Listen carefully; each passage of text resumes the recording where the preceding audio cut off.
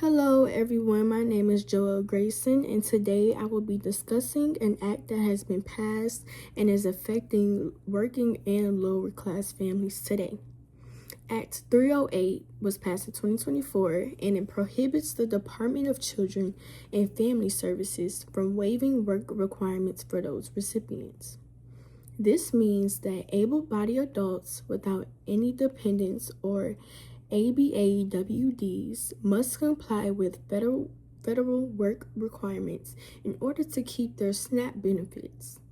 And the DCFS cannot renew waivers or state exemptions for work requirements from the high local unemployment from the last federal fiscal year, according to the Department of Children and Family Services. So the purpose of this legislation is to enforce work requirements for the able-bodied, so self-sufficiency is encouraged and increased. So for a little background, the issue or problem that led to this policy's creation is the number of people receiving benefits over time while still being unemployed. Lawmakers realized that the waivers were being overused, so they created this act to push for more active employment and to reduce government spending on assistance programs.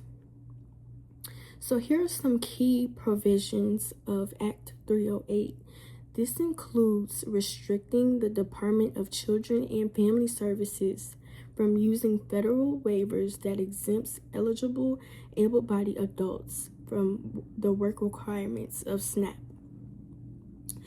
And it requires enforcement of federal work requirements for adults without dependents who are able-bodied ages 18 from 54. So they changed the age for the work requirements. So ages 18 through 54 must work, train, or volunteer a minimum of 80 hours a month in order to maintain SNAP benefits after 3 months. So basically, they just want to make sure that everybody who is able to work is working and meeting those work requirements. Individuals that have disabilities, caregiving responsibilities, and are pregnant are still recognized for federal exemptions, though. The individuals primarily affected by this policy are the Department of Children and Family Services, so people who work in that department, able-bodied adults without dependents that receive SNAP benefits, and employers and also workforce agencies are affected from this policy. So now we're going to analyze this policy and kind of break it down for all that it entails too. So the potential benefits and strengths of Act 308 is the growth of workforce participation and employment. By encouraging employment, income will increase, which will in hopes result in less dependence on government assistance programs that will ultimately help the government spend less on these programs if the demand decreases. But all good plans have risks or cons to them. One challenge of Act 308 is the criticism that is receiving from organizations and analysts of the policy. They are arguing that many of the individuals that rely on SNAP already have jobs, but some jobs are very low wage and inconsistent and, quote, do nothing to help connect people with jobs or training or job training, any certifications in order to take steps to get a job. According to the source Invest in Louisiana, this makes it difficult to consistently meet work requirements. Other cons is that there is limited child care for working adults. So even adults who are working and have a job, it's hard for them to work around their busy scheduling. Like adults who have dependents or kids, they have to make sure someone's taking care of their kids while they go to work. Some schools, they don't have after school programs, and all of that comes into play. Or people who have transportation issues, and job shortages can also cause people to lose SNAP benefits, since those factors interfere with work requirements.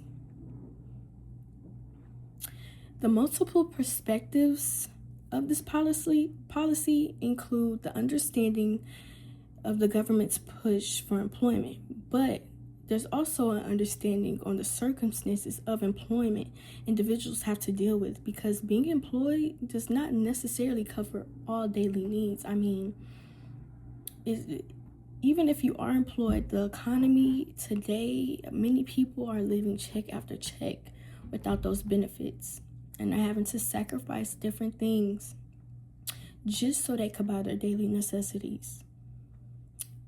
So, and the multiple perspectives include, just the understanding that having a job does not guarantee financial stability. And according to the news outlet WAFB 9 Live and Local News, it is stated that, as they predicted, the changes have received some mixed reviews on social media. Some people said they should have made these changes sooner, and others said that this is making it harder for those people who need it to get it. So yes, this act does have a humongous impact on families across Louisiana. On the positive side, for families who gain secure employment, the act can grow financial stability and household income for families.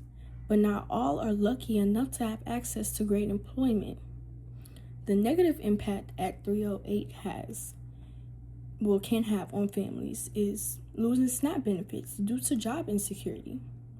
This can lead to food insecurity and greater financial strain on households that can ultimately push them to start relying on community sources. I mean, many families that are on SNAP benefits do rely on community sources, but now if they lose their benefits, they're going to have to solely rely on community sources, and not every community has the same amount of help as others may have. I mean, there's families living in small, communities who don't have as much funding for organizations such as, food kitchens, Salvation Army, resources like that. Not every place has that for people. So imagine this: a 35-year-old in good health with no children or dependents that was unemployed finally finds a job that has work activities to continue to have their SNAP benefits. But they have transportation issues because their car has been totaled in a wreck and cannot consistently find a way to work. This can mess up their attendance at training, which is vital to the job. This could cause them to lose their SNAP benefits, and they now have to stress about finding food and transportation and a job. So this is putting more strain on them. But on the other hand, there may be someone who finds job, training, finishes it, and secures employment without all the other factors of transportation and issues.